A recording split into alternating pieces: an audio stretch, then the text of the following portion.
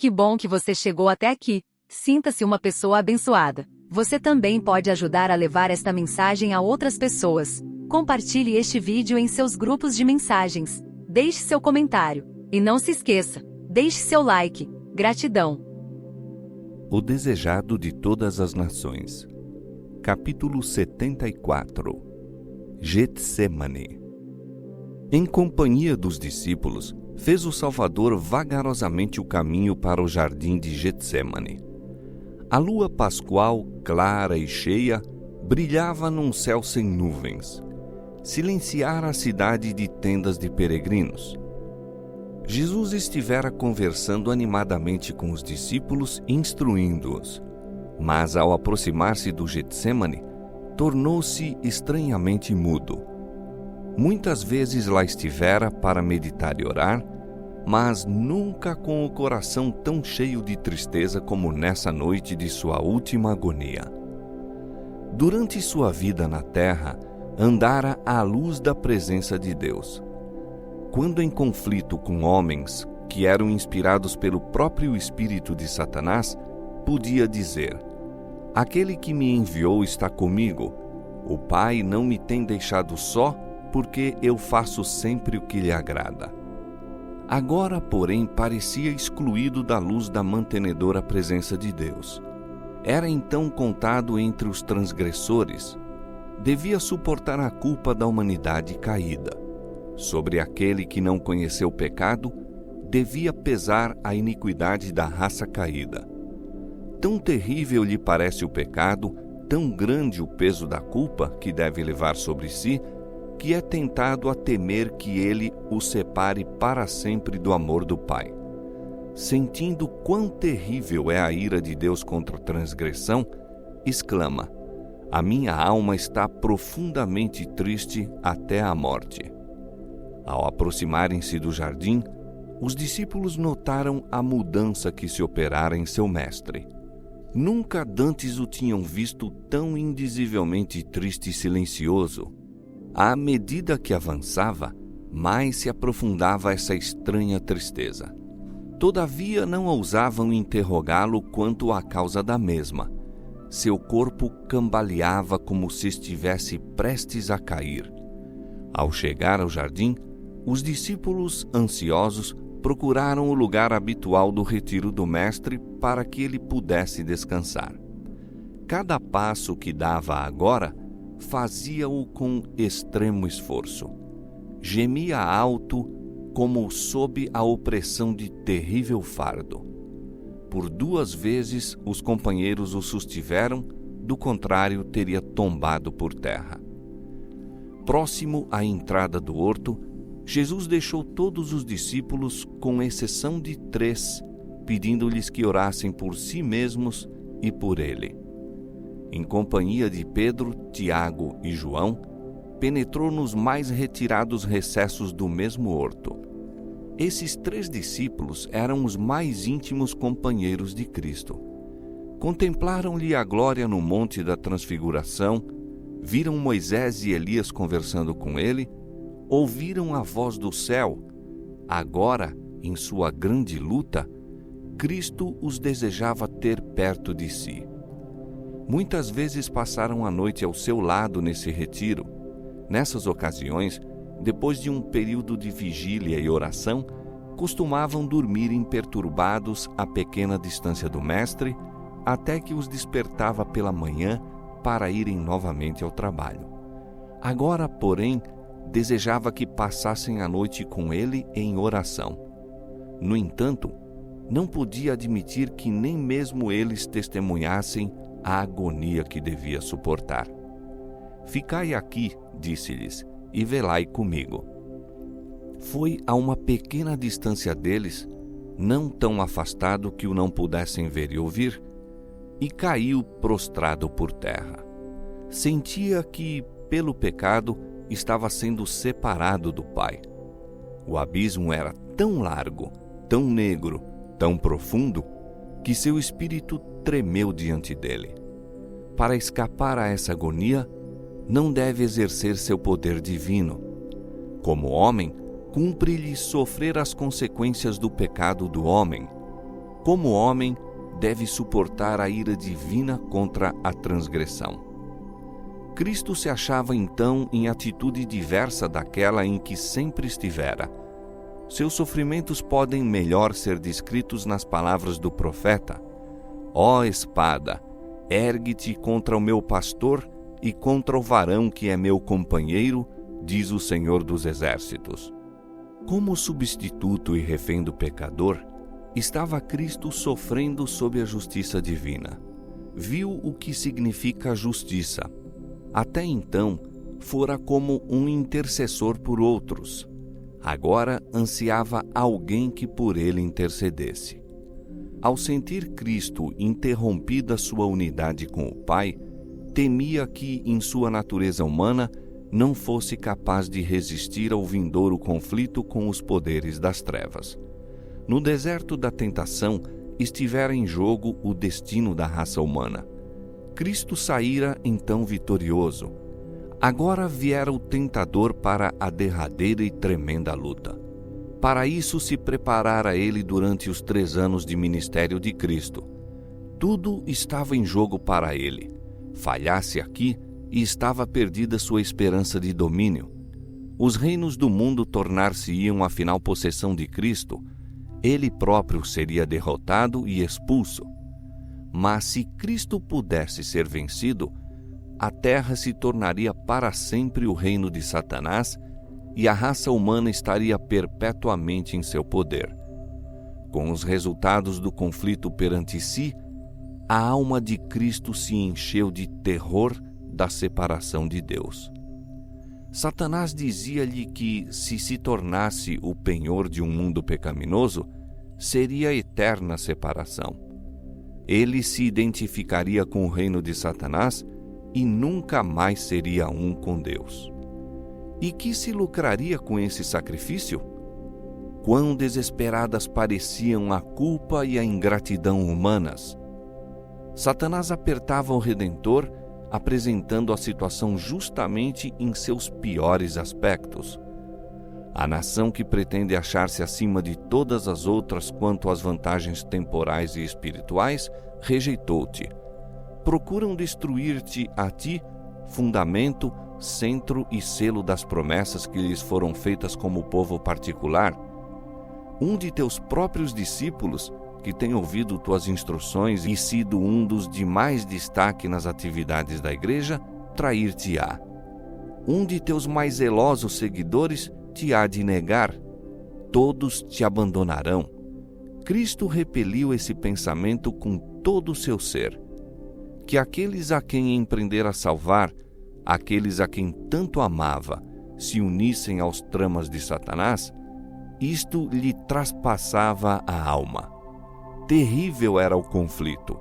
Media-se pela culpa da nação, de seus acusadores e traidor, pela culpa de um mundo imerso na impiedade.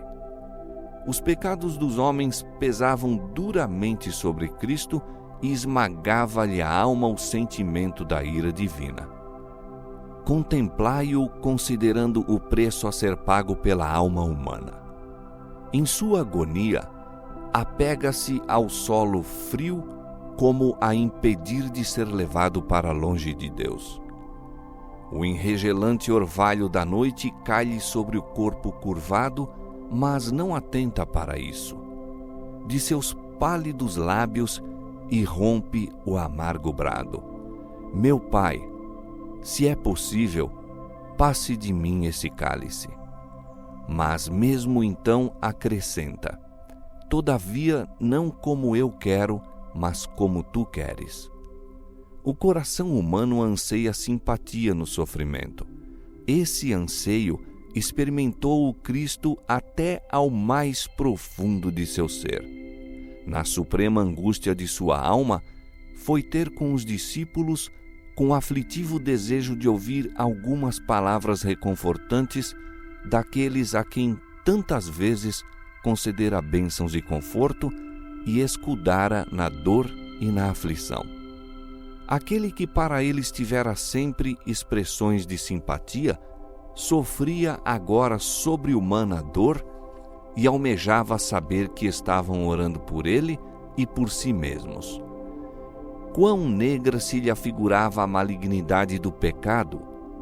Terrível foi a tentação de deixar que a raça humana sofresse as consequências de sua própria culpa e ficasse ele inocente diante de Deus. Se tão somente soubesse que os discípulos compreendiam e avaliavam isso, seria fortalecido.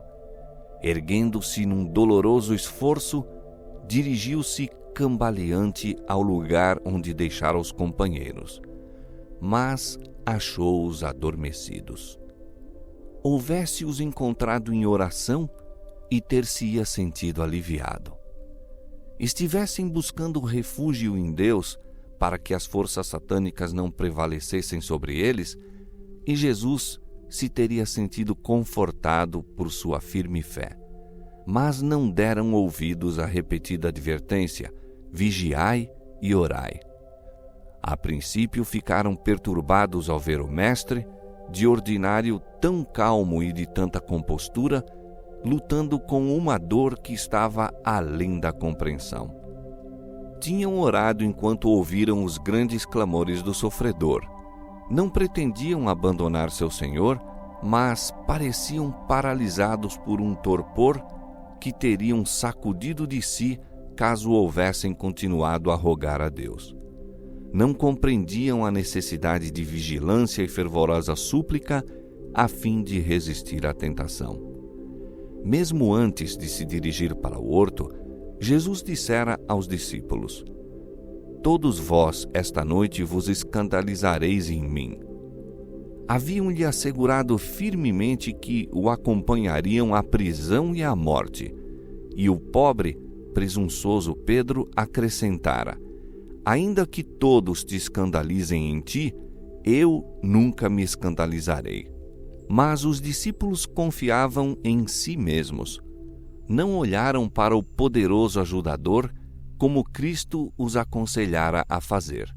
Assim, quando o Salvador se encontrava em mais necessidade das simpatias e orações deles, foram achados dormindo. Mesmo Pedro dormia. E João, o amorável discípulo que se reclinara ao peito de Jesus, estava adormecido. Certamente o amor de João por seu mestre o deveria ter mantido desperto. Suas fervorosas orações se deveriam ter misturado às do amado Salvador no momento de sua suprema aflição. O Redentor passara noites inteiras orando pelos discípulos para que sua fé não desfalecesse. Fizesse Jesus agora a Tiago e a João a pergunta que uma vez lhes dirigira: podeis vós beber o cálice que eu hei de beber e ser batizados com o batismo com que eu sou batizado? E eles não teriam ousado responder: podemos. Os discípulos acordaram à voz de Jesus, porém mal o conheceram, tão mudado estava seu semblante pela angústia. Dirigindo-se a Pedro, Jesus disse: Simão, dormes? Não podes vigiar 1 hora? Vigiai e orai para que não entreis em tentação. O espírito, na verdade, está pronto, mas a carne é fraca. A fraqueza dos discípulos despertou a simpatia de Jesus. Temia que não fossem capazes de resistir à prova que lhes sobreviria em sua entrega e morte. Não os reprovou, mas disse: vigiai e orai para que não entreis em tentação. Mesmo em sua agonia, buscava desculpar-lhes a fraqueza. O espírito, na verdade, está pronto, disse, mas a carne é fraca.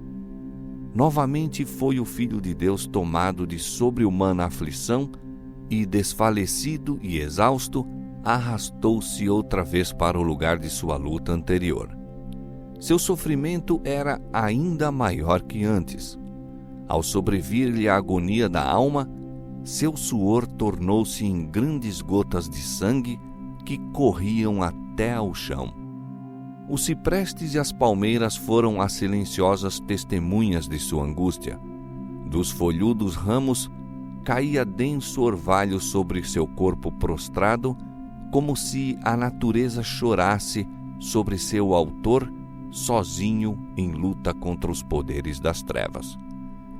Pouco tempo antes, Jesus se mostrara qual vigoroso cedro, resistindo à tempestade da oposição que desencadeava contra ele sua fúria. Vontades obstinadas e corações cheios de maldade e sutileza, em vão lutaram para o confundir e oprimir. Apresentara-se em divina majestade como o Filho de Deus.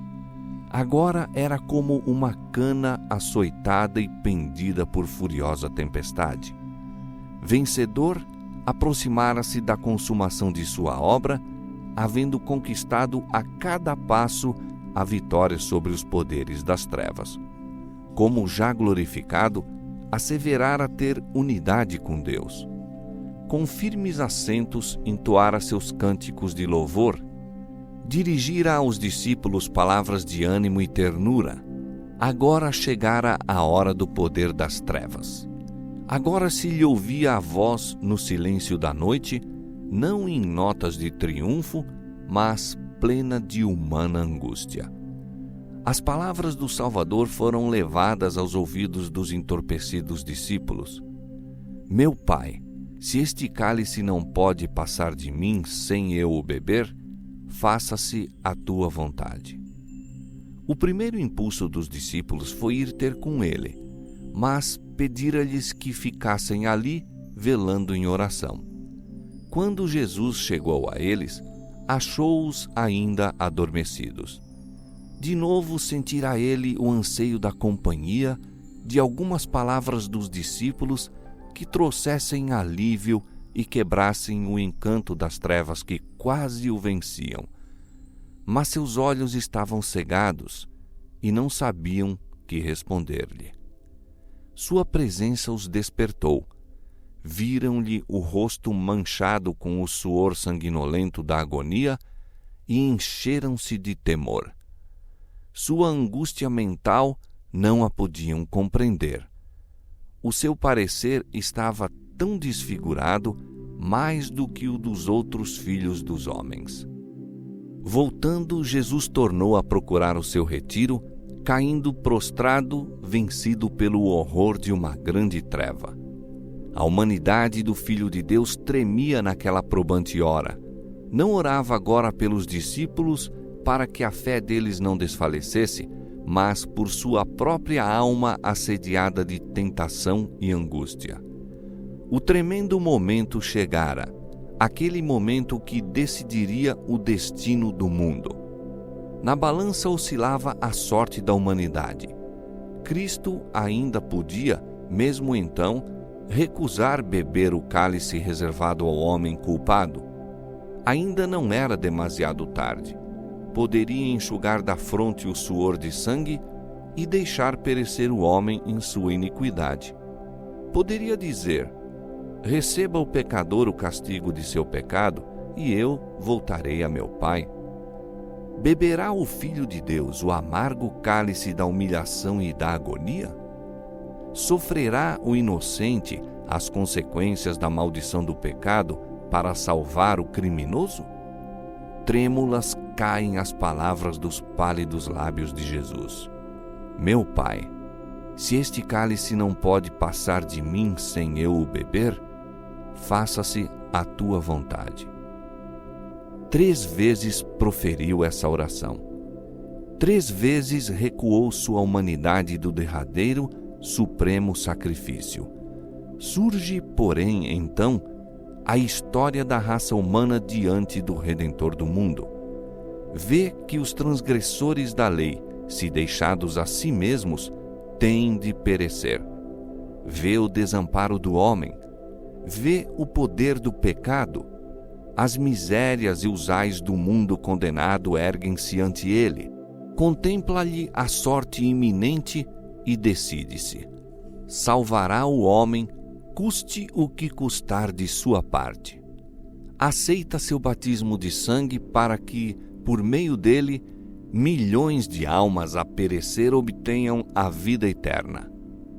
Deixou as cortes celestiais, onde tudo é pureza, felicidade e glória, para salvar a única ovelha perdida, o único mundo caído pela transgressão, e não se desviará de sua missão.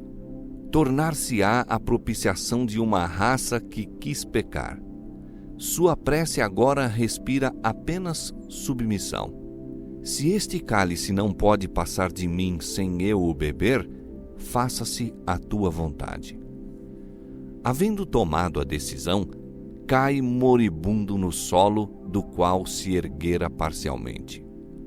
Onde se achavam então os discípulos para pôr ternamente as mãos sobre a cabeça do desfalecido mestre e banhar aquela fronte, na verdade mais desfigurada do que a dos outros filhos dos homens? O Salvador pisou sozinho o lagar, e do povo nenhum com ele havia. Mas Deus sofria com seu filho. Anjos contemplavam a agonia do Salvador. Viam seu Senhor circundado de legiões das forças satânicas, sua natureza vergada ao peso de misterioso pavor que todo o fazia tremer. Houve silêncio no céu. Nenhuma harpa soava. Pudessem os mortais ter testemunhado o assombro das hostes angélicas quando, em silenciosa dor, observavam o Pai retirando de seu bem-amado Filho os raios de luz, amor e glória, e melhor compreenderiam quão ofensivo é aos seus olhos o pecado. Os mundos não caídos e os anjos celestiais vigiavam com intenso interesse o conflito que se aproximava do desfecho. Satanás e suas hostes do mal, as legiões da apostasia, seguiam muito atentamente essa grande crise na obra da redenção. Os poderes do bem e do mal aguardavam para ver qual a resposta que seria dada à oração de Cristo 3 vezes repetida. Os anjos anelavam trazer alívio ao divino sofredor, mas isso não podia ser. Nenhum meio de escape havia para o Filho de Deus.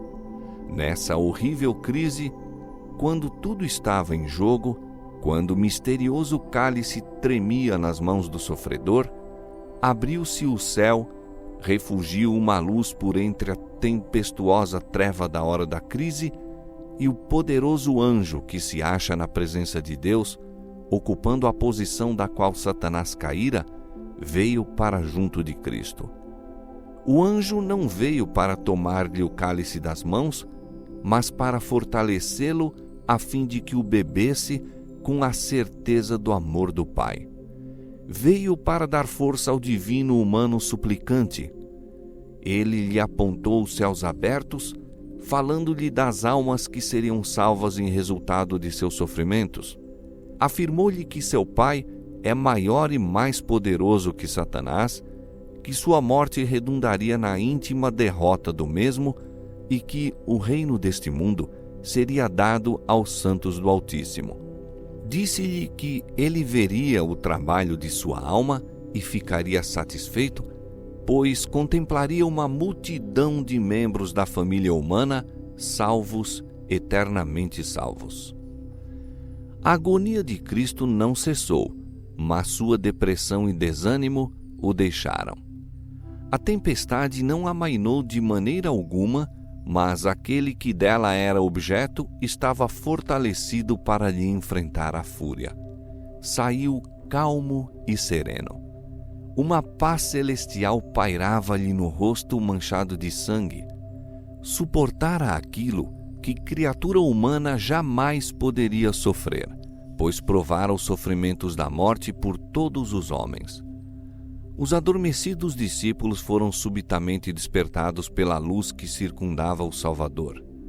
Viram o anjo inclinado sobre o prostrado mestre, viram-no erguer a cabeça do Salvador sobre seu seio e apontar para o céu. Ouviram-lhe a voz, qual música suave, proferindo palavras de conforto e esperança. Os discípulos recordaram a cena do Monte da Transfiguração. Lembraram a glória que, no templo, envolvera Jesus e a voz de Deus que falara da nuvem.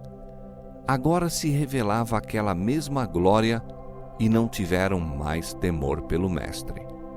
ele se achava sob o cuidado de Deus. Um poderoso anjo fora enviado para o proteger. Novamente, os discípulos, em sua fadiga, cedem àquele estranho torpor que os domina. Novamente, Jesus vai os encontrar adormecidos. Contemplando-os dolorosamente, diz ele: dormi agora e repousai. Eis que é chegada a hora e o Filho do Homem será entregue nas mãos dos pecadores. Mesmo ao proferir essas palavras, ouviu as pisadas da turba que vinha em sua procura e disse: levantai-vos, partamos, eis que é chegado o que me trai. Nenhum vestígio de sua recente agonia se podia divisar ao adiantar-se Jesus para enfrentar o traidor. Achando-se à frente dos discípulos, disse: a quem buscais? Responderam: a Jesus Nazareno. Jesus disse: sou eu. Ao serem proferidas essas palavras, o anjo que há pouco estivera confortando a Jesus interpôs-se entre ele e a multidão. Uma luz divina iluminou o rosto do Salvador e uma como que pomba pairou sobre ele. Em presença dessa divina glória, a turba assassina não pôde permanecer um momento. Cambalearam em recuo. Sacerdotes, anciãos, soldados e o próprio Judas caíram como mortos por terra. O anjo retirou-se e dissipou-se a luz. Jesus tivera oportunidade de escapar, mas permaneceu calmo e senhor de si. Como pessoa glorificada, ficou em meio daquele bando endurecido, agora prostrado e impotente a seus pés. Os discípulos contemplavam tudo silenciosos, com admiração e respeitoso temor. Rapidamente, porém, mudou a cena. A turba ergueu-se.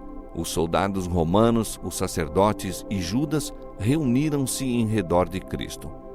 Pareciam envergonhados de sua fraqueza e receosos de que ele ainda escapasse.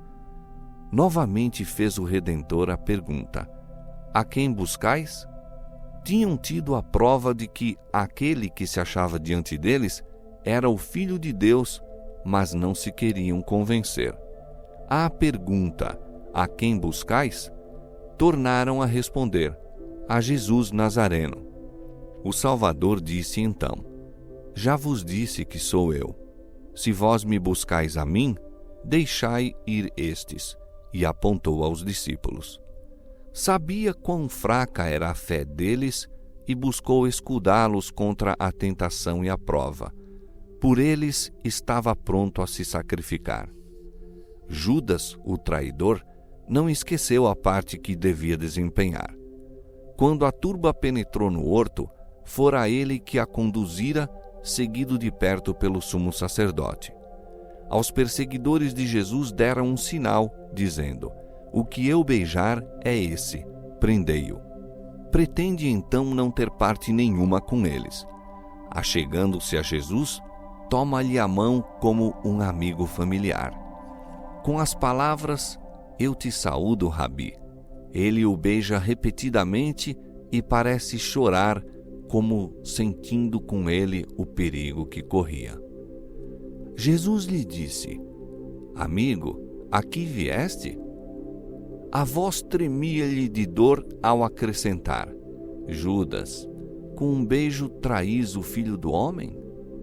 Esse apelo deveria ter despertado a consciência do traidor e tocado seu obstinado coração. Mas a honra, a fidelidade e a brandura humana o haviam abandonado. Permaneceu ousado e em desafio, não mostrando nenhuma disposição de abrandar-se. Entregara-se a Satanás e não tinha poder para lhe resistir. Jesus não recusou o beijo do traidor. A massa tornou-se ousada ao ver Judas tocar a pessoa daquele que, tão pouco antes, fora glorificado diante de seus olhos. Apoderaram-se, pois, de Jesus e começaram a atar aquelas preciosas mãos que sempre se haviam empregado em fazer bem. Os discípulos haviam julgado que o mestre não sofreria ser aprisionado, pois o mesmo poder que fizera com que os da turba caíssem como mortos, mantê-los-ia impotentes até que Jesus e seus companheiros escapassem. Ficaram decepcionados e indignados ao verem as cordas trazidas para ligar as mãos daquele a quem amavam. Em sua indignação, Pedro puxou precipitadamente da espada e procurou defender o mestre, mas apenas cortou uma orelha do servo do sumo sacerdote. Quando Jesus viu o que fora feito, soltou as mãos, ainda que firmemente presas pelos soldados romanos, e dizendo: "Deixai-os, basta", tocou a orelha e esta sarou instantaneamente.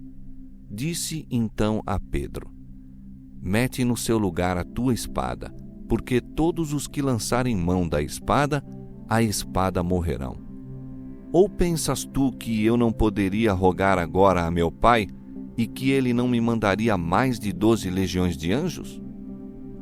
Uma legião em lugar de cada um dos discípulos. Oh, por que pensaram os discípulos, não se salva ele a si mesmo e a nós?" Respondendo a seu pensamento não expresso, acrescentou: "Como, pois, se cumpririam as Escrituras, que dizem que assim convém que aconteça? Não beberei eu o cálice que o Pai me deu?" A dignidade oficial dos guias judaicos não os impediu de se unirem à perseguição de Jesus. Sua prisão era coisa demasiado importante para ser confiada a subordinados. Os astutos sacerdotes e anciãos se juntaram à polícia do templo e à plebe para seguir Judas ao Getsêmani. Que companhia para aqueles dignitários se unirem! Uma turba ávida de excitação e armada com toda espécie de instrumentos, como para perseguir um animal selvagem. Voltando-se para os sacerdotes e anciãos, Cristo neles fixou o penetrante olhar. As palavras que ele proferiu jamais as esqueceriam enquanto vivessem.